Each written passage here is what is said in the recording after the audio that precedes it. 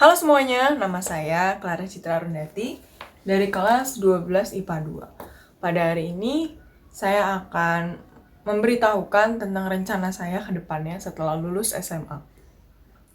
Saya berniat untuk melanjutkan studi saya ke program sarjana di Universitas Gadjah Mada, Fakultas Kehutanan, jurusan Konservasi Sumber Daya Hutan. Alasan mengapa saya memilih jurusan ini adalah karena saya merasa bahwa belum banyak anak muda yang concern terhadap bidang kehutanan. Padahal Indonesia ini hutannya sangat luas dan kita punya potensi yang sangat besar kalau kita mau menonjolkan keberagaman hayati yang ada di Indonesia. Sayangnya, dibandingkan dengan negara tetangga, misalnya saja Australia itu sangat amat mengagung-agungkan hewan-hewan endemisnya. Jadi hampir di setiap oleh-oleh itu pasti ada lambang hewan endemisnya seperti kanguru, Tasmanian devil, ada wombat, dan banyak lagi. Tapi kenapa Indonesia tidak bisa segitunya mencintai hewan endemisnya sendiri? Padahal hewan endemis kita jauh lebih banyak dan lebih unik-unik daripada negara-negara tetangga. Lalu saya juga pernah mendengar pernyataan dari seorang teman yang bilang jangan kerja di bidang yang berhubungan dengan hewan karena nanti hewan udah nggak ada di masa depan. Padahal kalau hewan nggak ada di masa depan ya kita juga nggak ada di masa depan. Karena itulah penting bagi kita untuk menjaga keseimbangan alam dari sekarang. Motivasi untuk masuk ke jurusan ini sebenarnya itu udah muncul sejak saya di kelas 10. Saat itu saya mau kuliah di luar negeri, jadi saya cari info dari internet. Lalu saya menemukan sebuah jurusan yang menurut saya itu unik banget, yaitu Biology Wildlife Conservation di University of Adelaide. Terus saya tertarik banget. Saya pikir ada nggak ya jurusan seperti ini di Indonesia, karena menurut saya Indonesia tuh penting punya jurusan ini.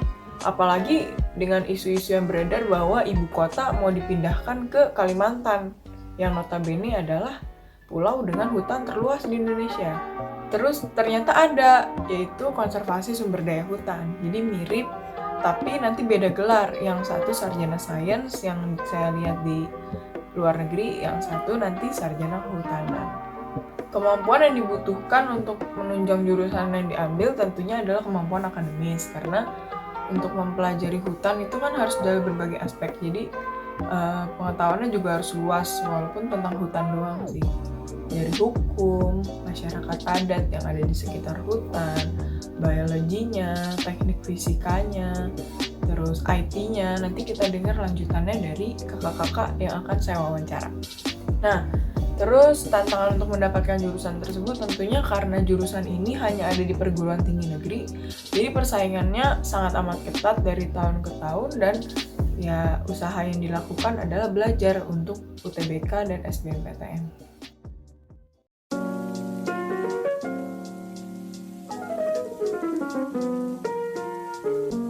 Saya Lorenzo Elton Meo.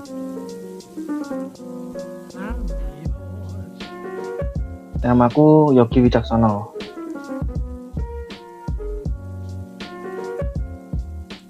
Sebenarnya kalau dibilang alasan ya, setelah lulus SMA tuh kan pasti bingung ya mau ngambil apa nih.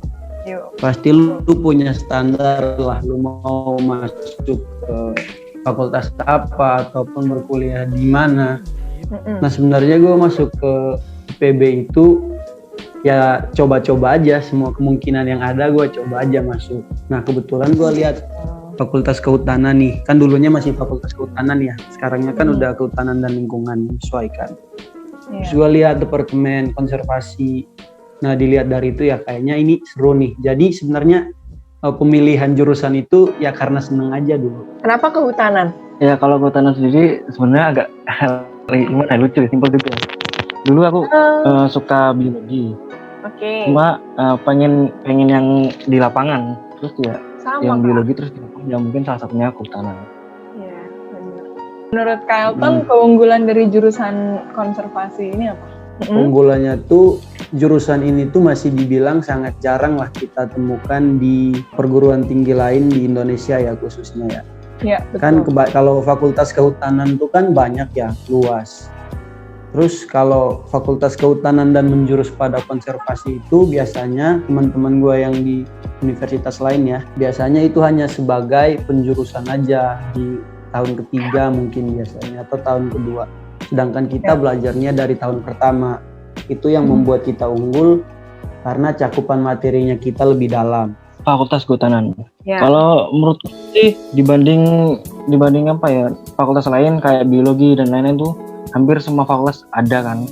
Sedangkan kehutanan tuh gak semua fakultas ada. Terus di nasional sendiri kehutanan UGM termasuk yang jajaran terbaik. Kapan muncul motivasi buat milih jurusan itu?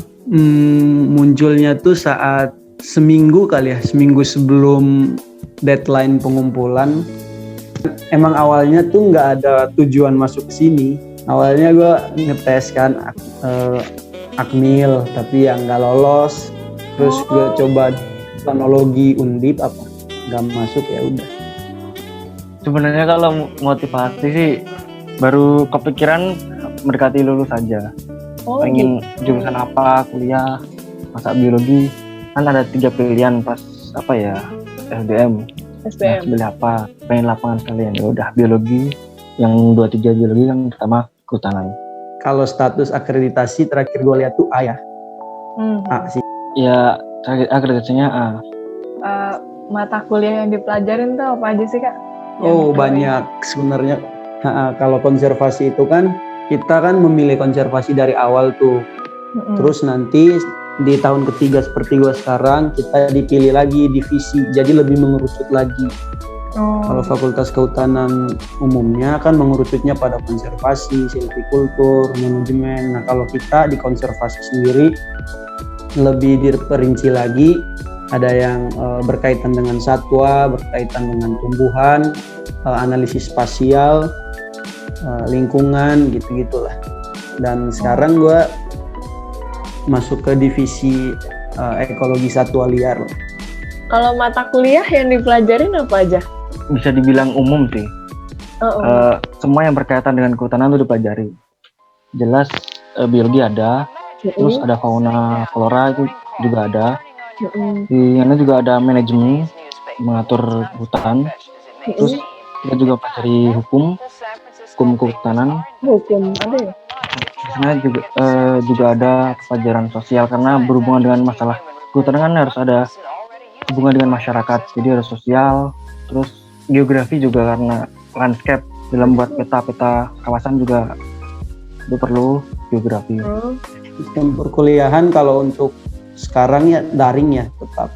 Untuk sebelum-sebelumnya offline, dan yang buat kita lebih merasakan feel-nya itu sebenarnya saat kita turun ke lapang gitu, saat kita mempraktikkan teori yang kita dapat di kelas, kita aplikasikan ke lapang, itu yang membuat kita berbeda gitu. Jadi ya ilmunya tuh bukan hanya sekedar ada tapi berguna gitu.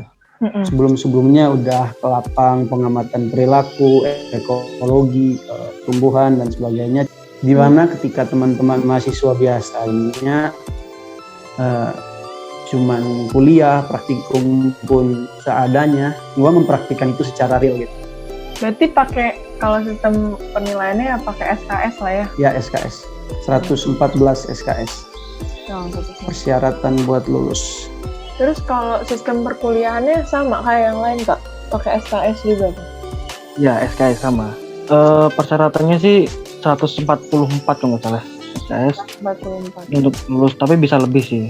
IP minimal 2,0, terus nggak boleh ada nilai E, terus nilai D maksimal tuh 25% dari SKS. Terus ada nilai agama tuh nggak boleh lebih rendah dari C. Kemampuan apa ya? Kalau umumnya sih biasa aja sih, yang penting semangat lah kalau buat kemampuan masuk ya. Tapi untuk menunjang effort lu, semangat lu tadi, ya kata gue sih fisik perlu dibina dan hal-hal yang berkaitan dengan lapang lah. Terus kalau kemampuan yang dibutuhkan nih untuk menunjang jurusan yang diambil tuh apa? Sebenarnya sih asal mau belajar sih semua bisa. Cuma mungkin karena ini udah generasi baru kan, kompetensi bagian bagian IT mungkin diperlukan. IT ya.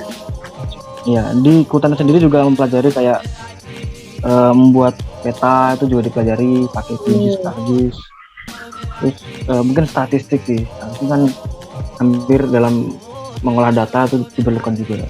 Banyak sih potensi baik dari sisi akademik ataupun akademik yang pasti terimprove lah. Kita belajar lebih terarah, kita tidak seenak waktu kita SMA gitu. Semuanya tergantung pada kita. Jadi mau nggak mau setelah kita masuk ke situ ya kita belajar bagaimana cara mendapatkan hasil yang baik gitu. Potensi mungkin dari komunikasi sih, karena sosial banget. Terus kalau lama kuliah berarti sama lah ya sama yang lain. Kalau di KSH biasanya 8 semester, tetapi nggak terlalu banyak sih yang lolos tepat waktu 8 semester. Biasanya 9 karena praktik ngambil data lapang buat skripsi yang biasanya agak lama. Harusnya sih 8 semester normalnya. Mungkin kalau bisa rajin banget sama pinter mungkin bisa 3,5 tahun atau 3,75. Tapi jarang sih kalau 3,5 tahun. Kebanyakan 3,75 sampai 4 tahun. Tapi paling lama maksimal 5 tahun. Maksimal 5 tahun. Kalau nggak 5 tahun di DO gitu. Iya, DO. Waduh. Hal-hal apa yang bisa mempercepat dan memperlambat masa studi? Yang mempercepat atau memperlambat itu sebenarnya diri kita sama rasa malas. Hal pertama yang harus kita lawan itu sebenarnya rasa malas. Dan ya gimana ya, memulai sesuatu tuh emang rumit gitu. Tapi kalau udah terlanjur kita mulai, ya pasti ada keinginan beresin gitu secepatnya. Juga kan dalam setiap semester tuh ada batal maksimal 24 SKS. Tapi awal-awal tuh memang SKS-nya banyak. Tapi kan akhir-akhir semester itu SKS sedikit yang wajib. Kalau ngambilnya banyak terus bisa cepat selesai. Cuma kan ya tanggungan sekali banyak SKS juga tanggungannya banyak. Oke. Berarti nih kakak kalau udah lulus ntar gelar sarjananya apa? Esut. Sarjana kehutanan. Ya. Oh bukan sains. Mau kan? Bukan. Itu kan ada 4 departemen tapi sarjananya sama Esut semua. Esut semua. Prospek lulusan kayak gimana tuh? Iya, bisa dilihat dari tadi loh, apa yang dipelajari apa tentang masalah kehutanan. Jadi ya bisa bilang banyak lah di bidang kehutanan sendiri, mungkin dari perusahaan kayu, industri kayu itu semua bisa. Terus di konservasi mungkin di Taman Nasional, BKSDH, DIPI juga bisa. Banyak ya kalau prospek lulusan itu sebenarnya bisa di mana aja sih. Kalau bisa di NGO tuh kayak WWF gitulah. Ya betul. Nah NGO terus proyekan bisa ke pemerintahan masuk. PNS. Ke mana aja sih bisa. Sebenarnya setelah pasca kampus tuh nggak harus sesuai dengan jurusan yang kita ambil gitu, tergantung kita aja. Mungkin karena apa ya, di kehutanan sendiri juga ada rehabilitasi, itu bisa masuk ke pertambangan, restorasi juga bisa masuk, mungkin jadi konsultan AMDAL juga bisa. Sebagai tindak lanjut dari studi saya di kehutanan, kalau keterima saya ingin menjadi ahli konservasi, yaitu orang yang mengelola kawasan konservasi, baik dari kawasan itu sebagai ekowisata dan manajemen seluruh spesies yang ada di dalamnya, tumbuhan maupun satwa. Biasanya ahli konservasi ini bekerja di bawah Kementerian Lingkungan Hidup dan Kehutanan, atau dengan kata lain menjadi pegawai negeri sipil. Untuk mendapatkan informasi yang lebih detail mengenai profesi yang saya inginkan, saya sudah membuat angket. Tadinya saya mau melakukan wawancara juga, tapi karena ternyata narasumber saya berhalangan untuk wawancara, beliau lebih menyanggupi mengisi angket. Narasumber saya ada 2 orang. Yang pertama, beliau adalah kepala konservasi di Gunung Pancar, dan yang kedua, beliau adalah peneliti di Litbang Makassar. Berikut adalah hasil angket saya. Oke, ini adalah hasil angket dari yang pertama, yaitu Pak Gil dari Kepala Resor Konservasi Wilayah Bogor, bekerja di BBKSDA Jawa Barat. Tugasnya adalah untuk mengelola kawasan konservasi dan keanekaragaman hayati, terutama di Gunung Pancar. Persyaratan pendidikannya adalah pendidikan yang berkaitan dengan ilmu konservasi. Persyaratan kualitatif adalah sehat jasmani dan rohani saja. Terus lokasi dan kondisi lingkungan pekerjaan tentunya di kawasan konservasi, jadi langsung di TKP, langsung di lapangan. Kesempatan promosi atau kenaikan jabatan sesuai daftar urutan kepangkatan. Nah, daftar urutan kepangkatan yang dimaksud ini adalah daftar urutan kepangkatan pegawai negeri sipil seperti ini. Setahu saya kalau pegawai negeri sipil itu sudah ada aturannya secara baku untuk golongan-golongannya. Suka duka menjalani profesi ini menurut Pak Gegel adalah dukanya jarang libur, sukanya adalah menjaga kelestarian alam. Kisaran penghasilannya 5 juta sampai 10 juta rupiah. Mari kita lihat yang kedua. Yang kedua adalah milik Ibu Andriana Prasetyawati yang bekerja di Balai Litbang Kementerian Lingkungan Hidup dan Kehutanan Makassar.